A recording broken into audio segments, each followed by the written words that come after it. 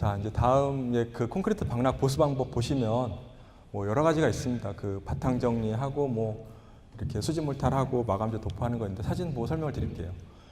자, 바닥이 그냥 뭐 균열이 얼마 없이 그냥 갈고 강화제 정도 하면 되겠다라고 하면 이렇게 바탕 정리하고, 이게 이제 뭐냐면 액상 하드너라는 거예요. 균열이 많이 미세하지가 않고, 그러니까 미세하고 균열이 많지 않을 때 그냥 액상 하드너를 그냥 도포하면 이걸로 바닥 보수가 끝나는 거고요.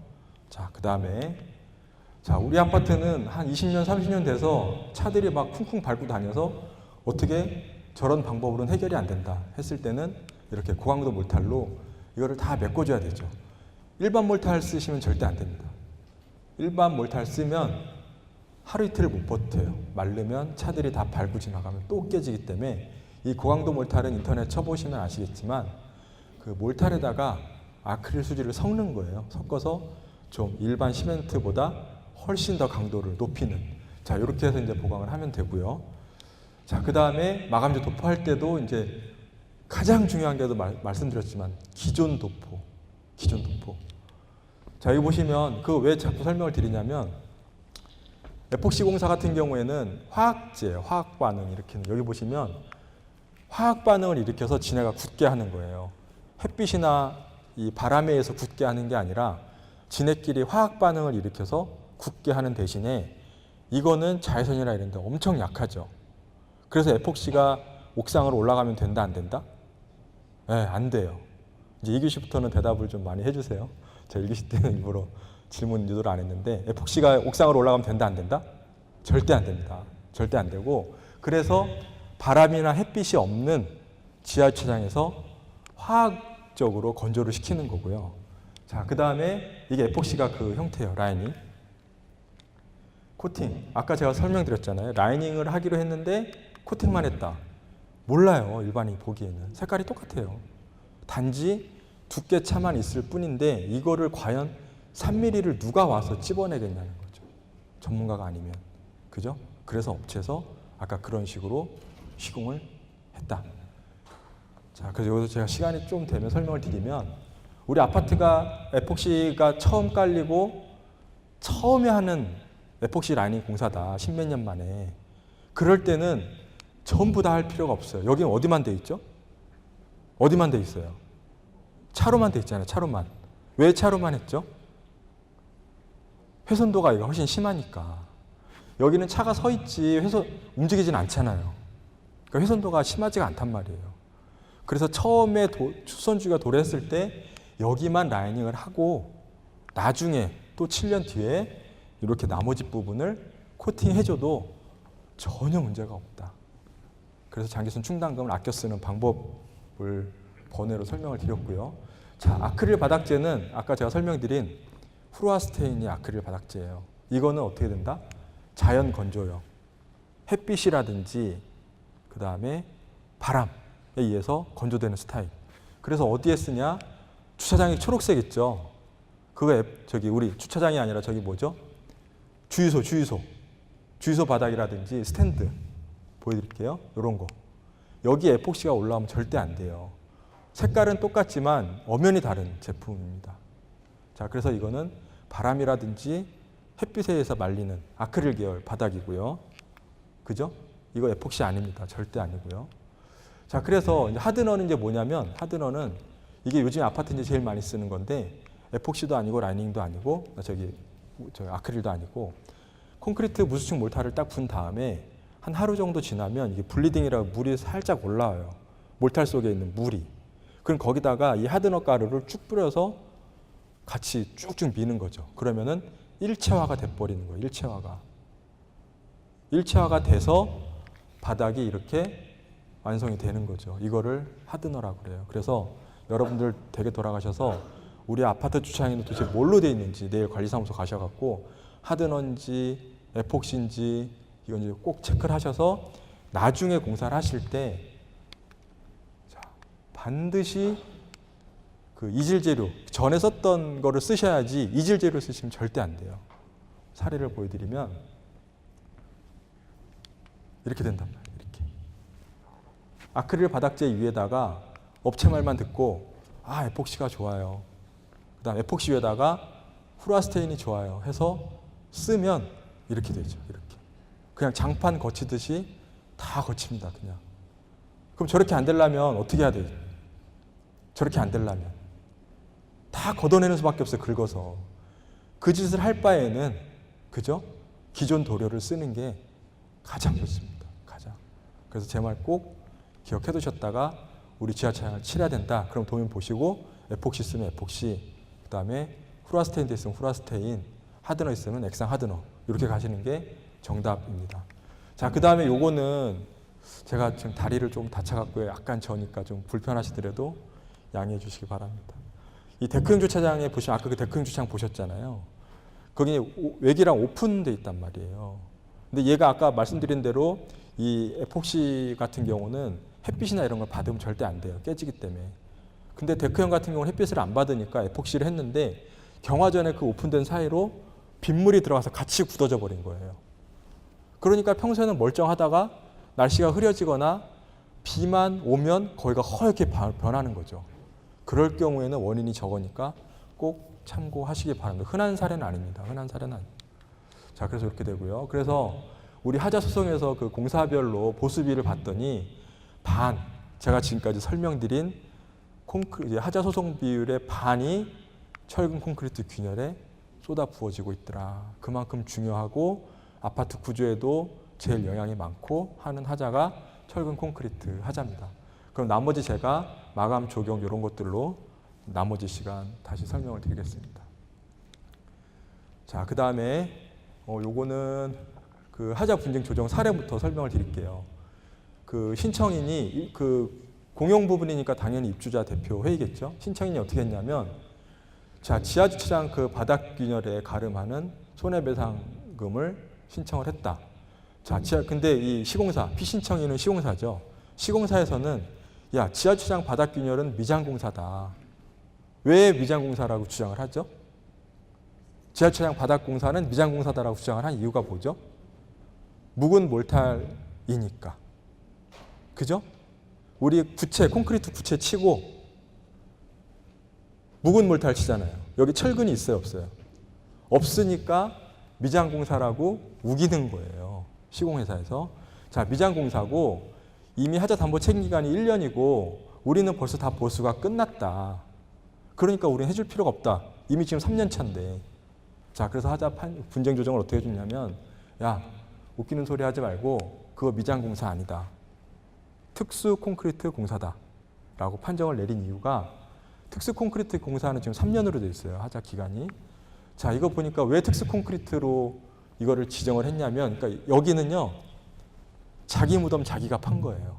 자기 무덤 자기가 판 거예요. 그냥 보수해줬으면 끝났을 텐데 섬유 보강 콘크리트로 설계가 돼 있단 말이에요. 섬유 보강 콘크리트로. 근데 이거를 코아 아시죠? 코아를 해보니까 이게 안 들어가 있더라. 이게 안 들어가 있어요. 그럼 무슨 하자죠, 이게? 변경 시공하자거나 미시공하자. 자, 섬유 보강 콘크리트가 뭐냐면 아까 제가 천장에 바른 섬유 시트 보강이 아니고요.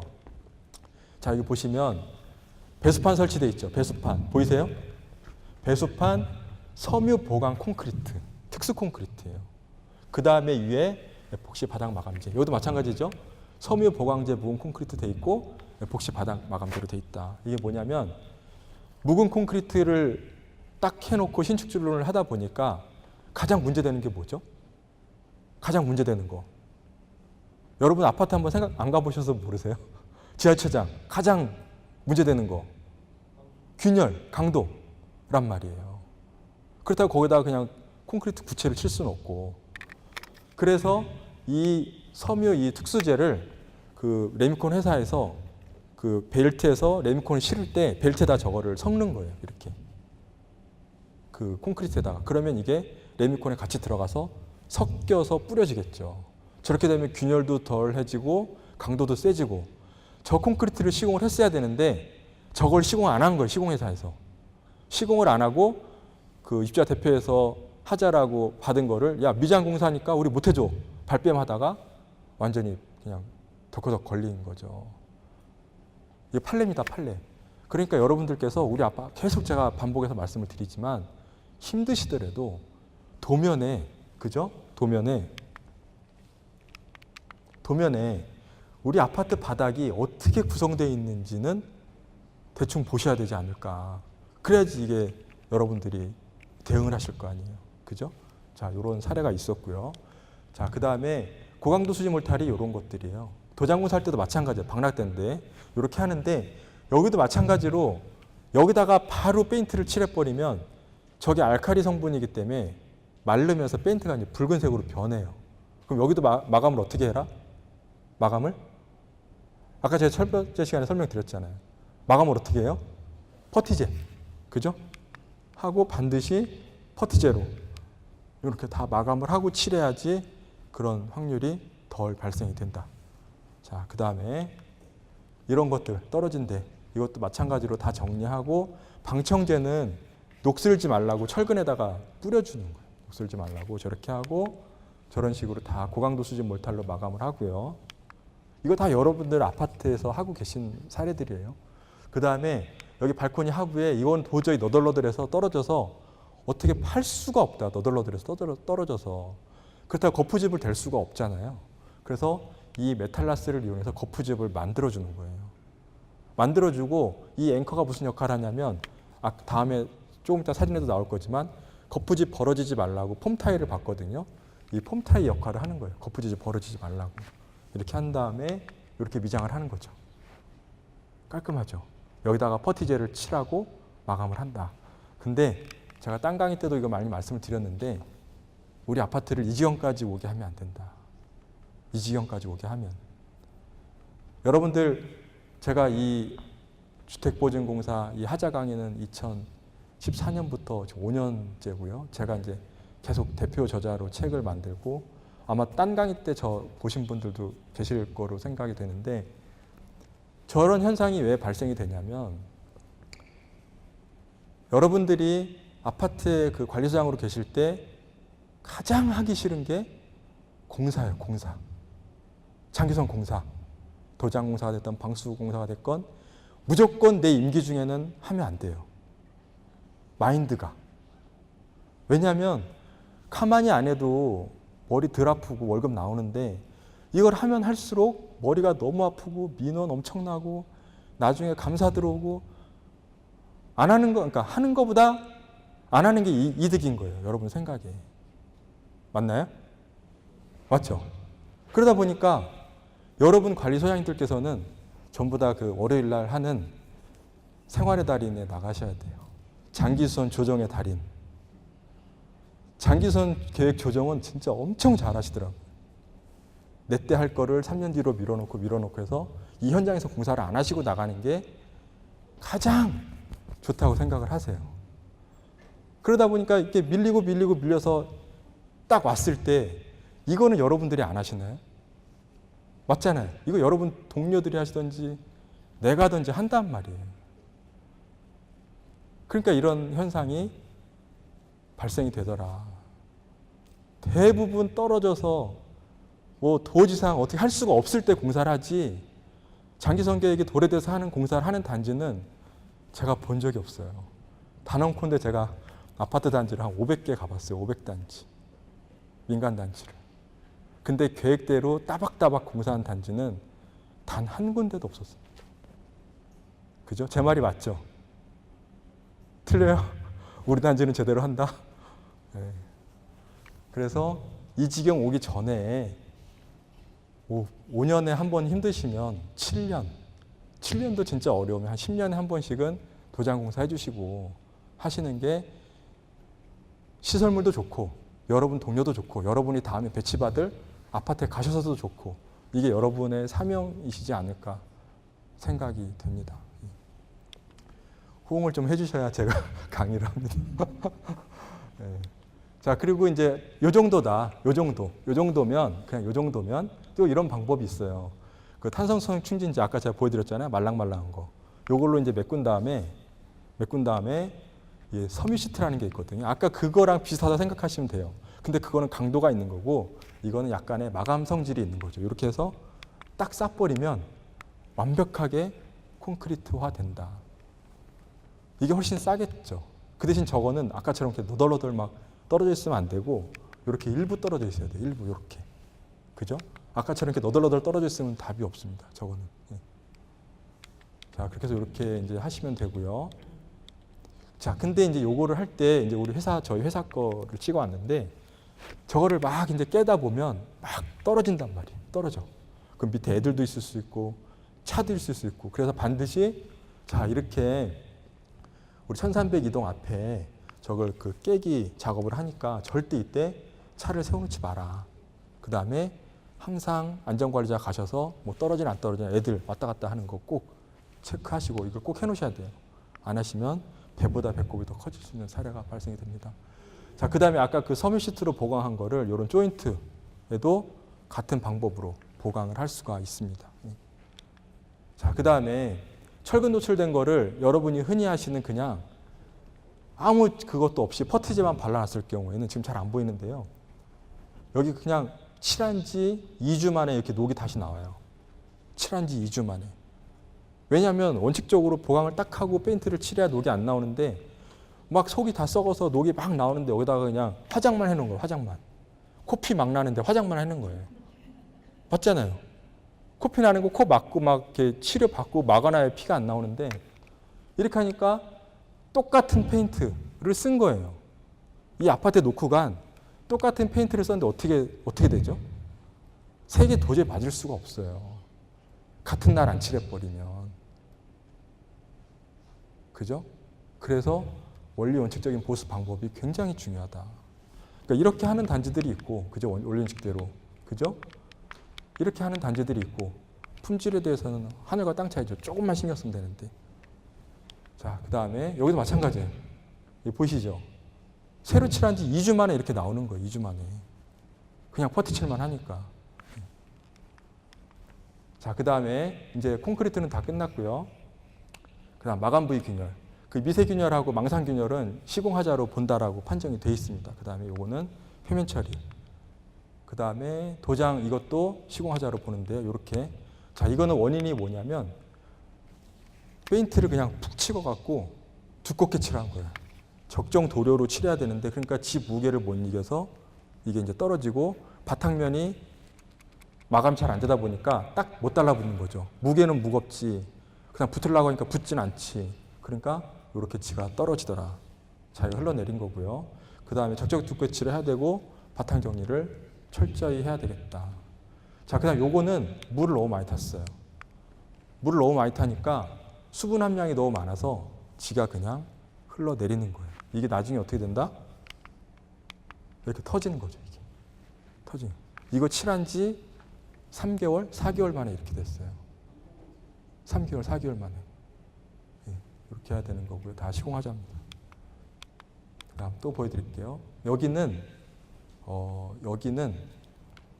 지역은 저 밑에 지방이 어디라고 얘기는 안 하는데 그 소장님께서 부임 받으신 지 2년 되셨고 도장 공사는 3년 전에 해놨고 3년 전인가 4년 전에 해놨고 근데 뭔 아파트가 이렇게 변한 거예요.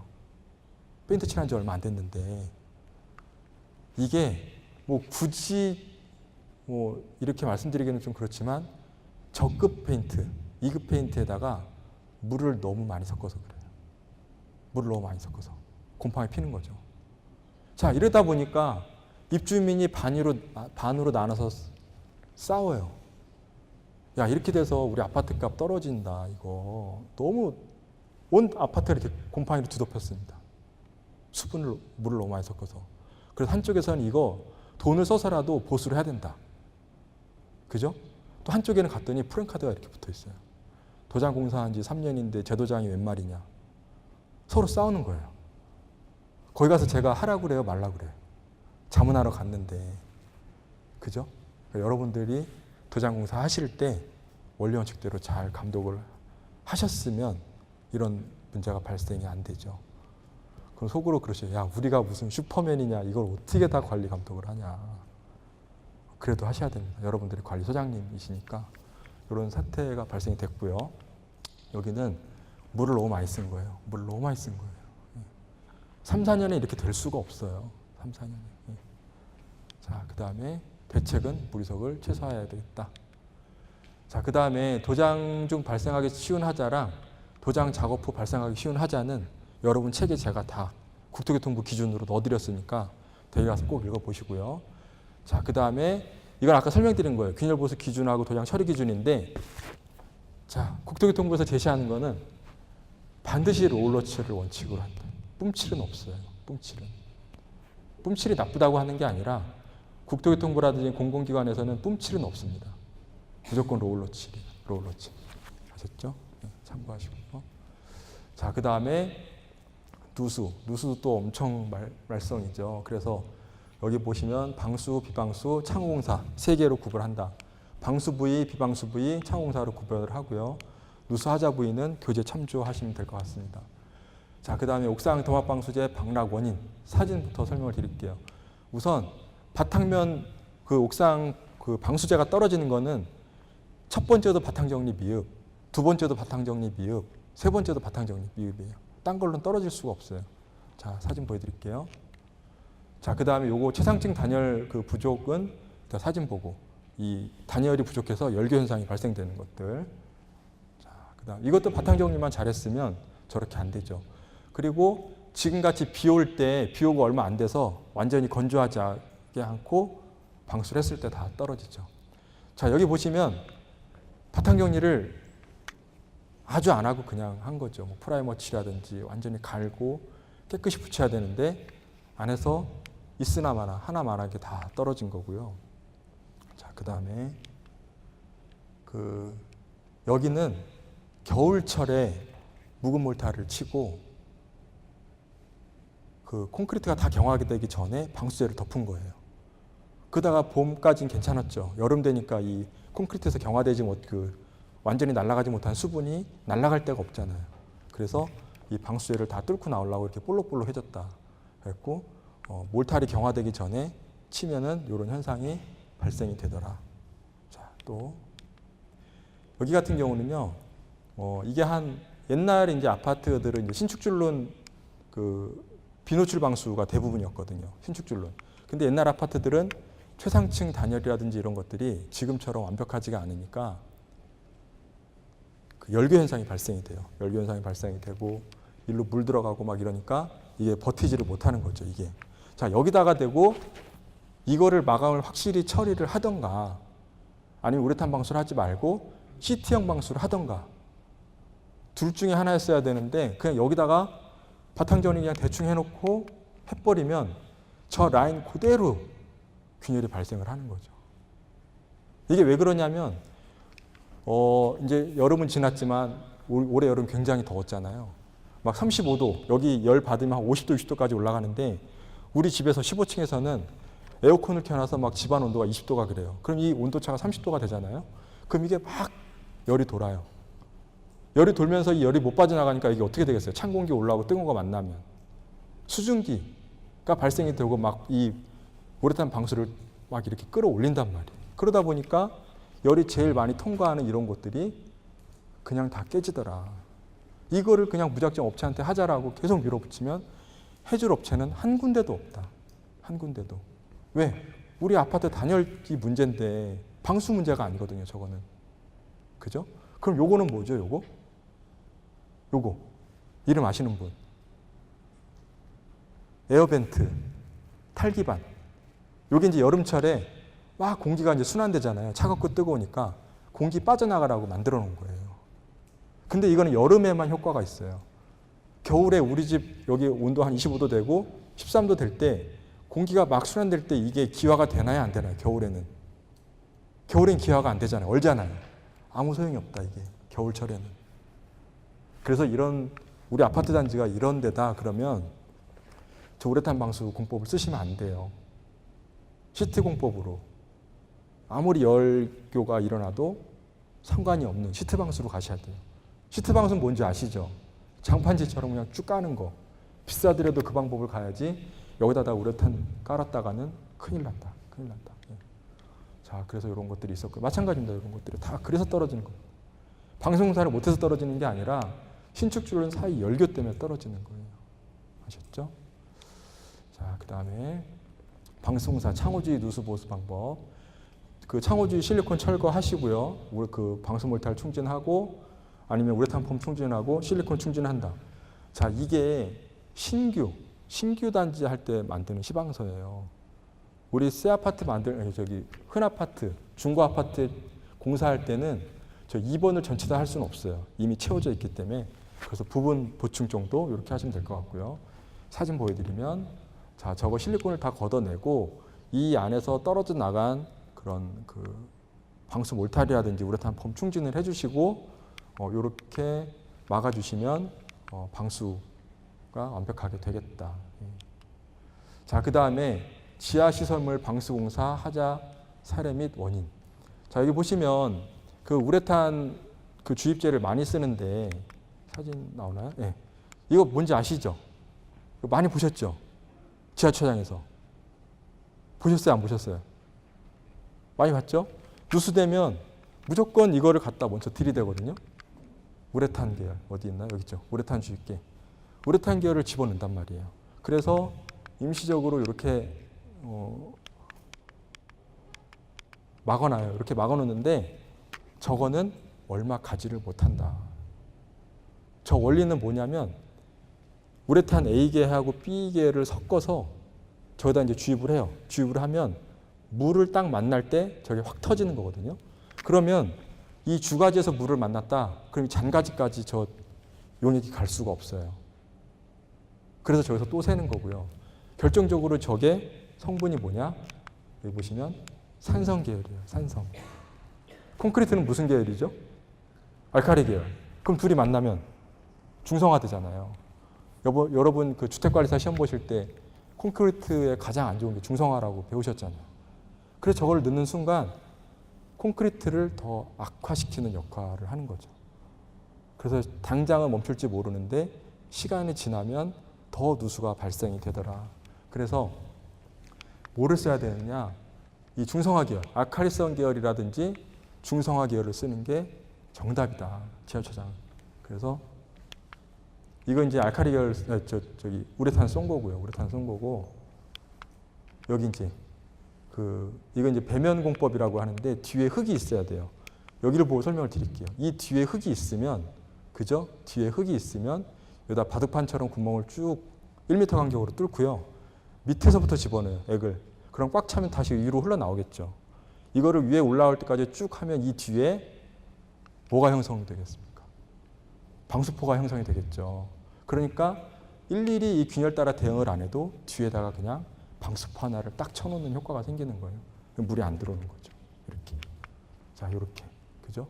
그리고 이 방법을 쓰셔야 되는 거고, 천장도 마찬가지예요. 화단 부위에 이렇게 구멍을 뚫어서 화단이 있다 그랬으면 이렇게 방수포를 쭉 덮어놓는 역할을 하는 거죠.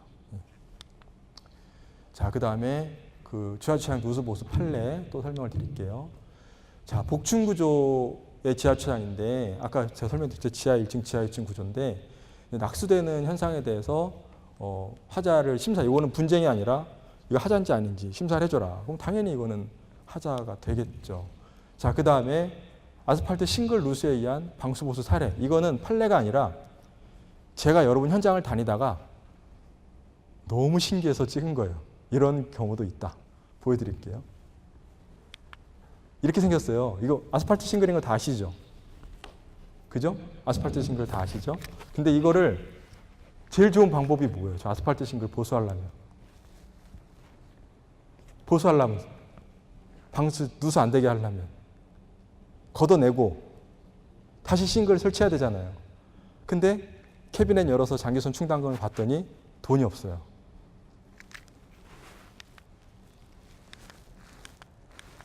왜 안 넘어가죠? 네, 이렇게 보수를 했더란 말이죠. 걷어내고 그냥 그 콘크리트 구체에다가 우레탄 방수를 해놓은 거예요. 이게 뭐가 문제가 될까요? 뭐가 문제가 될까요? 비 오는 날 누수가 되면 올라가서 보수를 해야 되는데 올라가란 얘기예요? 못 올라가란 얘기? 못 올라가요. 이거 사람 죽어요. 이거는. 그죠? 그럼 비가 새면 정작 비 올 때 가서 검사를 못 하는 거예요. 충분히 이 단지의 장기선 충당금을 봤을 때는 이해는 가는 상황이에요. 그렇다 하더라도 이거는 아닙니다. 이거는. 혹시라도 나중에 이 방법을 생각하실 분이 계실까 싶어서 이건 아닙니다. 절대 아닙니다. 이거 어떻게 할 거예요? 이거 이런데 미끄러워서 그죠? 자, 그래서 여기는 그래도 조금 신경을 쓰신 게 그 마찰력하고 적지력을 증대를 하시려고 규사를 좀 혼합을 했어요. 그래서 약간 껄끌껄끌하지만 오늘같이 비 오는 날 절대 못 올라갑니다. 절대 못 올라갑니다. 그래서 정 돈이 없으시다 싶으시면 싱글 전용 방수 페인트가 있어요. 싱글 전용 방수 페인트가 있어요. 그냥 이 위에다가 바르는. 근데 효과는 그렇게 세진 않습니다. 제일 좋은 건 어떻게 한다? 걷어내고 다시 재시고. 네, 아셨죠? 자, 이런 사례도 근데요, 이게요 엄청 많습니다. 이 사례가 정말 깜짝 놀랐어요. 저는 엄청 많아요. 네. 최근에는 저기 고성에서 봤습니다. 고성 사천 쪽에서 깜짝 놀랐습니다. 자, 그 다음에 세대 스프링클러 누수 사례. 세대 지금은 없어졌습니다. 지금은 없어졌는데 세대 스프링클러를 한때 동관을 사용해서 세대 스프링클러를 했던 적이 있어요. 한 4년 전, 5년 전. 설계는 한 8년 전부터 시작을 해서. 자, 그러다 보니까 스프링클러 배관은 스테인리스를 설치해야 되거든요. 스테인리스를. 근데 이걸 했을 때 이런 문제를 전혀 생각을 못한 거죠. 봤더니 동관이랑 물이랑 결합을 하면 동관이 흐르는 물이 아니고 딱 정체되어 있는 물이잖아요. 이게 공기랑 만나서 하면 이게 빵꾸가 난대요. 동관에. 그래서 여기 보시면 이렇게 동관이 많았죠. 그래서 처음에 입주자가 야, 이거 무조건 하자다. 무조건 하자다. 그래서 시공사에서 얘기를 했더니 시공사는 야, 무슨 소리냐. 우리는 시행사에서 준 설계도대로 동관으로 하라고 해서 했지 않느냐. 이건 하자가 아니다. 그래서 서로 분쟁이 붙어서 이거를 분쟁조정위원회에다가 올렸죠. 하자냐 아니냐. 그래서 이 분쟁조정위원회에서는 이 샘플을 우리나라에서 제일 유명한 연구기관에 맡기죠. 맡겼더니 연구기관에서 이거는 자재 선정이 잘못됐다.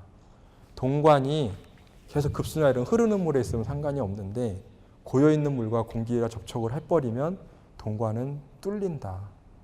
그래서 이 판결 이후로 동관은 싹 사라졌어요. 2014년 이후로. 그래서 이런 하자도 있었다. 있었고요. 자, 이렇게 옛날엔 이렇게 동관. 옛날도 아니죠. 몇 년 전이죠.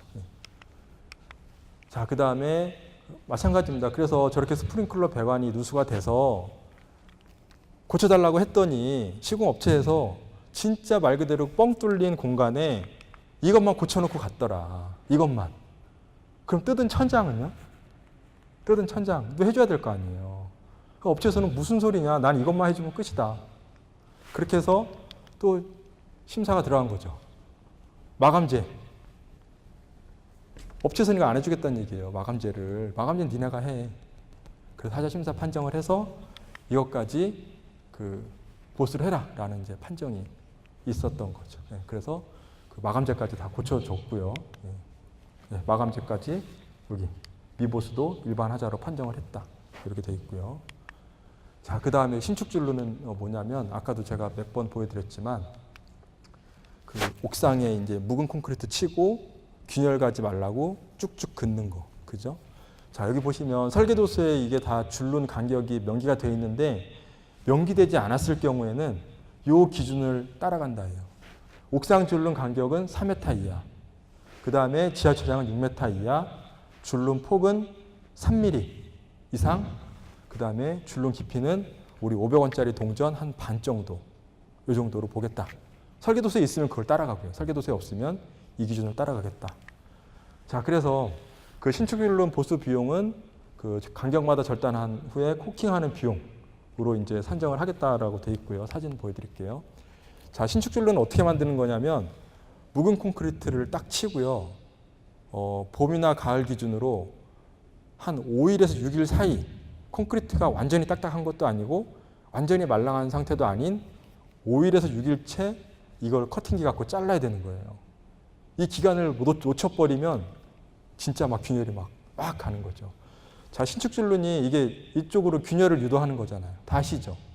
묵은 콘크리트다 보니까 야, 균열이 딴 데로 가지 말고 일로 와라 하고 만들어 놓는 게 신축줄눈이. 그래서 묵은 콘크리트 치고 5일에서 6일 내지 그 기간에 커팅기로 자르는 그 기간이 굉장히 중요하다. 근데 이거를 놓쳐버리면 이렇게 되는 거예요.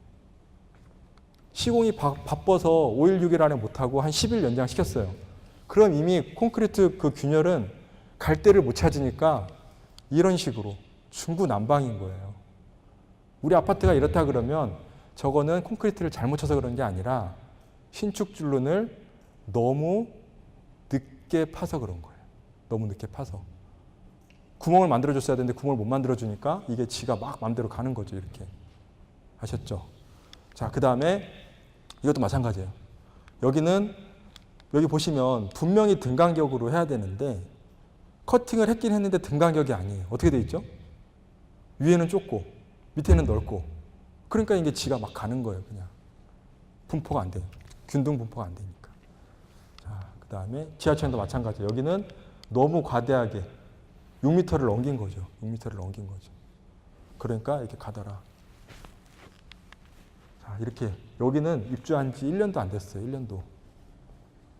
제가 볼 때는 커팅을 놓쳐서 여기도 마찬가지로 지가 살 길을 찾겠다고 지 혼자 막 이렇게 벌어진 균열들이에요. 근데 이 보수해 놓은 방법 보세요. 어떻게 해놨나? 어떻게 해놨어요? 그냥 퍼티 칠하고 갔어요. 그냥. 여기 구멍 다 보이시잖아요. 지금. 그죠? 네, 이렇게 해놨더라. 말도 안 되는 거죠. 이거는. 네. 이것도 조금 볼만은 하긴 한데 이것도 아닌 것 같아요. 이것도. 네. 이렇습니다. 다. 네. 그냥 퍼티만 칠하고 간 거예요. 그냥 하얗게. 네. 흉내만 내고 간 거죠. 그 다음에 지하철장. 아까 소장님 저한테 질문하셨죠? 어디 계세요? 네, 잘 보세요. 자, 지하주차장 바닥에서 소음이 발생해. 소음이. 도대체 이 소음이 왜 발생을 할까? 봤더니 소장님도 가서 되게 관리소 돌아가셔서 도면 펴시고 배수판이 돼 있나 안 돼 있나 꼭 확인해 보면 100% 돼 있을 거예요. 자, 배수판이 뭐냐면 이 누수의 가장 큰 좋은 방법은 유도 배수예요. 유도 배수. 막는 것보다는 물이 막 쳐들어 올라올 때 이렇게 배수시키는, 그냥 자연적으로 흘러보내는 게 가장 좋은 방수거든요. 자, 그 역할을 하는 게 이 배수판이에요. 배수판. 지하철장에 물이 이제 하도 말썽이 많으니까 물 자체를 못 올라오게 이 배수판, 계란판 같이 생긴 배수판을 만들어 놓고 물이 올라오면 여기서 막혀서 어디로 가겠어요? 옆으로 흐르겠죠. 트렌치로 간단 말이에요. 그래서 물이 안 올라와요. 방수에는 최고예요. 근데 이게 한 판 장판지처럼 쭉 까는 게 아니다 보니까 한 판 한 판 까는 것보다 보니까 연결을 이렇게 테이핑을 한단 말이에요. 테이핑. 이 위에다가 뭐를 하느냐? 이 위에다가 이 한 판은 묵은 콘크리트를 쳐놓고 커팅하잖아요. 그러면은 저게 공교롭게 그 배수판하고 저거랑 한 판으로 딱 맞물리는 거예요. 한 판으로. 그럼 어떻게 되겠어요, 이게? 약하면. 따로 놀겠죠, 따로. 그래서 차가 지나갈 때 이거랑 이 판이랑 부딪히는 소리예요. 뻥뻥 소리가. 아셨죠? 소장님 아셨죠? 네, 그래서 배수판이 깔려서 배수판하고 이 커팅한 이 한 판이 서로 독립체가 된 거예요. 따로 노는 거예요. 그래서 이거랑 부딪힌다. 자, 그럼 하자 판정 기준에 이걸 어떻게 고치라고 되어 있느냐? 이렇게 되어 있어요. 시공 전, 시공 후. 뭐가 달라졌어요? 뭐가 달라졌어요? 숨은 그림 찾기. 방법이 없습니다. 여기에 충진하지 않았던 백업제 있죠? 백업제, 코킹제. 코킹제를 충진해라. 이게 하자 판정 보수 방법이에요. 저밖에 없어요. 저걸 드러내고 어떻게 할 수가 없어요. 그래서 소리가 날 때마다 저기다가 코킹해 주는 방법밖에 없습니다. 아셨죠, 소장님? 예. 자, 그렇게 해서 이렇게 하시면 되고요. 그래서 이거를 시공불량, 소음 맞다, 이거 맞고, 그 대신 콘크리트 여기 제대로 나와 있죠. 묵은 콘크리트판으로 분리되고 변이에 의한 기초 콘크리트와 묵은 콘크리트판 사이에 간극이 발생돼서 해당 부에서 차량 이동 시 충격 진동에 의해서 소음이 발생이 된다. 하자 맞다. 그 대신 보수는 코킹 쏴라. 이거밖에 방법이 없어요. 됐을 것 같고요. 그 다음에 긴 결제는 뭐냐면 요거 아시죠? 폼타이. 이게 보이는 곳에 있으면 하자. 안 보이는 곳에 있으면 하자가 아닌 거예요. 근데 만약에 여러분들이 이게 지하철수잖아요. 여기 이제 막 보수하러 다니실 때 이거 막 옷에 걸리고 안전상의 문제가 있다. 그러면 하자. 근데 여기를 전혀 우리가 왔다 갔다 할 일이 없다. 그러면 하자가 아닌 거예요. 아셨죠? 예. 자, 요게 이제 긴 결제. 이런 것들이 여기 있죠. 빨간 점 찍힌 거. 요것들이 이제 거푸집을 띄어내고 안 띄어내는 거죠. 안 띄어내는 거죠. 자, 이걸 띄어내야 되는데 이렇게 해서 보이는 곳에 있으면 무조건 하자. 그리고 채워야 돼요. 그 띄운 데를. 안 보이는 곳에 있으면 하자가 아니다. 자, 그 다음에 시간 얼마 없으니까 10분 남았네요. 결로. 결로도 아까 이제 그 쉬는 시간에 질문을 주셨는데요.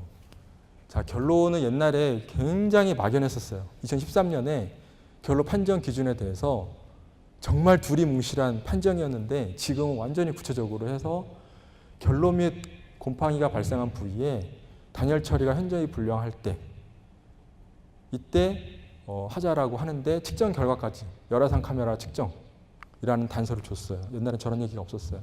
자, 그래서 그 다음에 단열재를 뜯어봐도 된다 라는 얘기가 있어요. 하자 판정을 위해서 단열재를 뜯어봐도 된다. 이 얘기가 없었었어요. 2013년에는.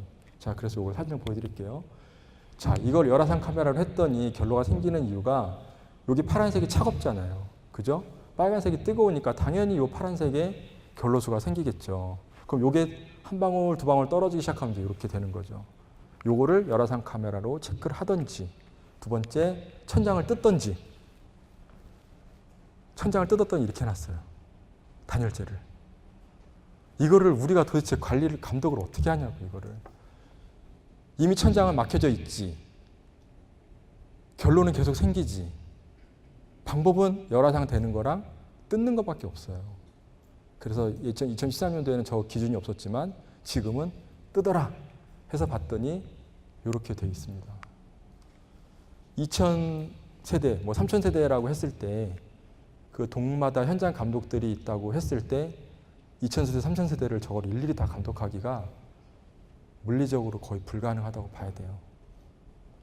그래서 이렇게 시공을 하는지 저렇게 시공을 하는지 놓칠 수가 있다. 그래서 결로가 심해서 뜯어봤더니 이렇게 돼 있더라. 그럼 어떻게 시공을 해야 된다? 이거를 이렇게 해야 되죠. 그죠?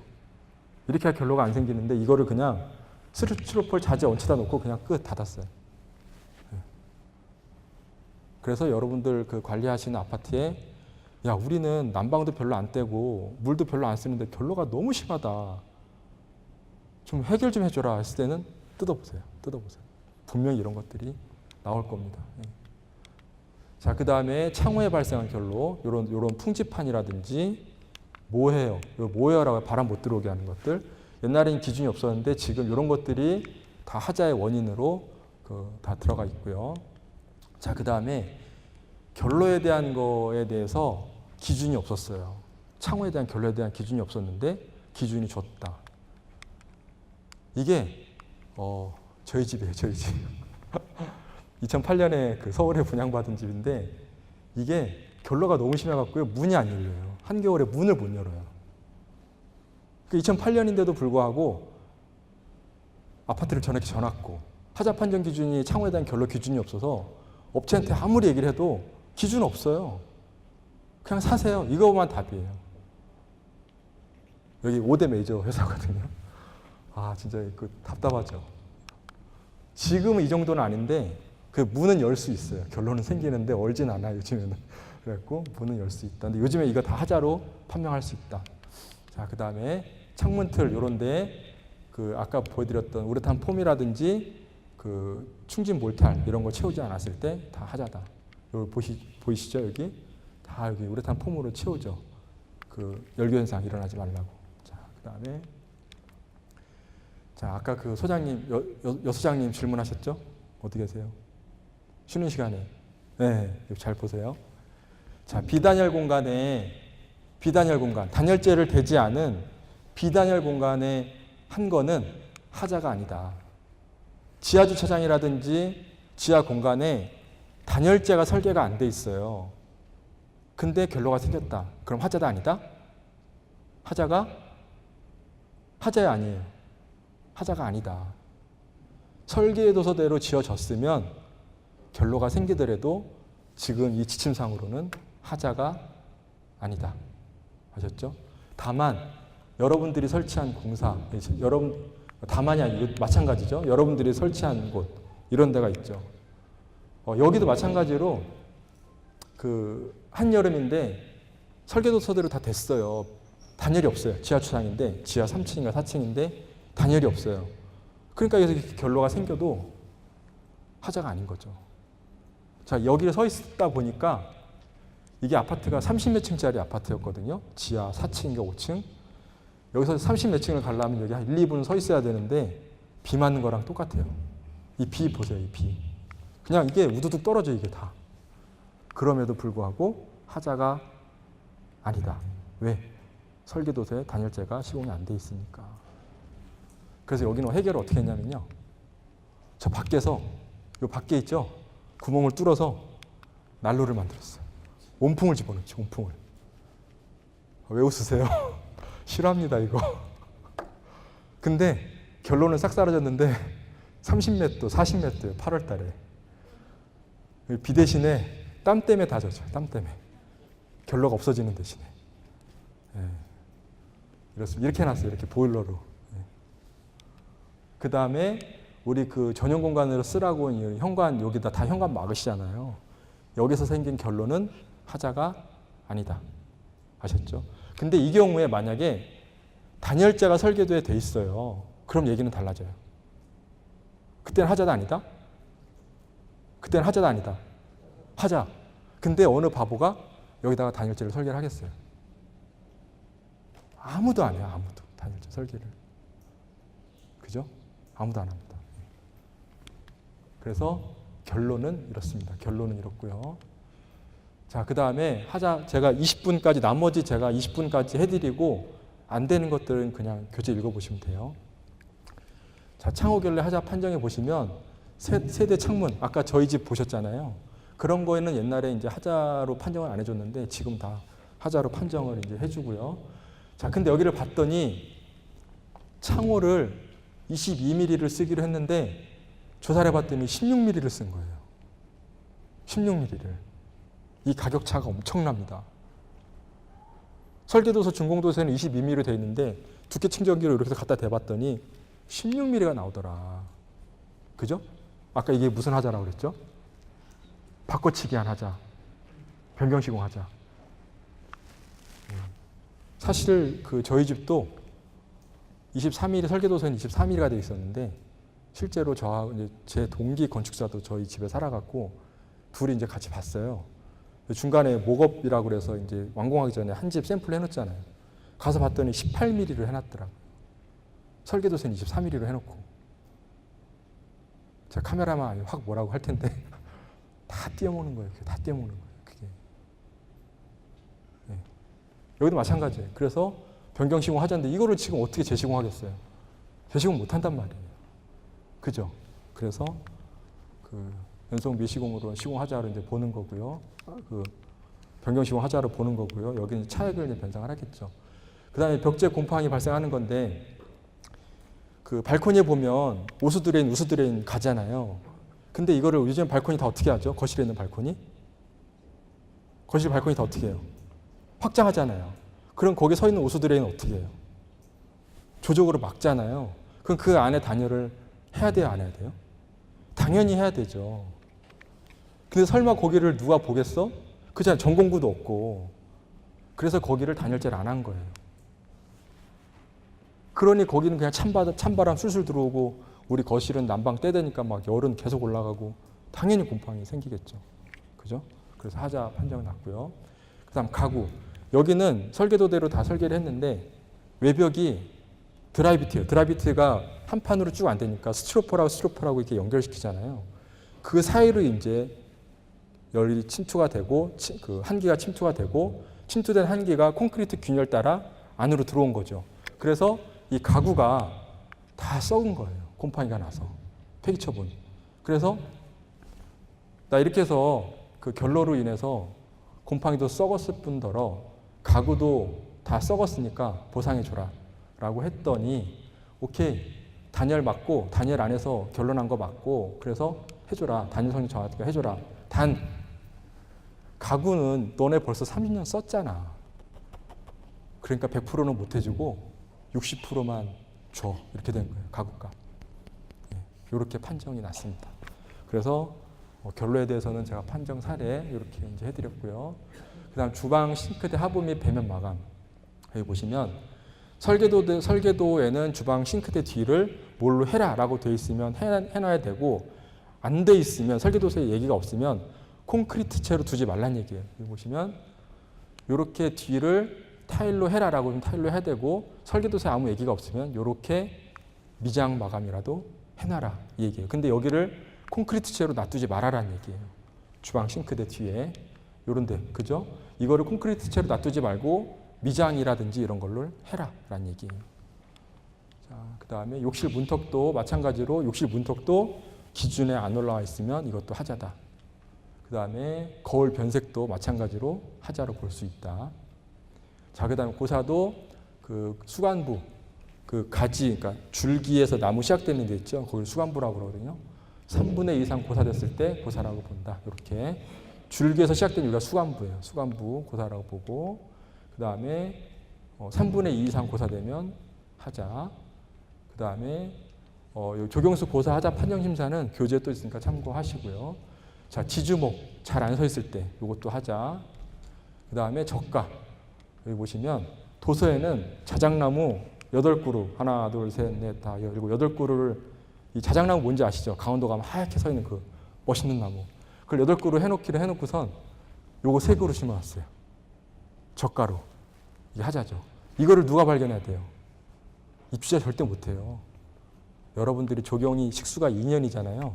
2년 될 때까지 시간 나실 때 인터넷 하지 마시고 이렇게 한번 단지 돌아다니시면서 이렇게 나무는 제대로 심겨 있나 새 아파트일 경우에 꼭 체크해 주시면 될 것 같습니다. 자, 조경수 구경 유달도 이 자세한 기준은 책 보시면 될 것 같고요. 조경수도 실제 설계된 것보다 작거나 이럴 경우에는 하자다. 규격은 책 참고하시면 될 것 같아요. 그다음 재해로 인한 거는 하자가 아니다. 재해로 인한 거는 하자가 아니다. 그죠? 예. 그러면 여기까지 하고요. 요거는 다음 시간에 제가 좀 설명을 드리고 시작을 하겠습니다. 여기까지 하겠습니다.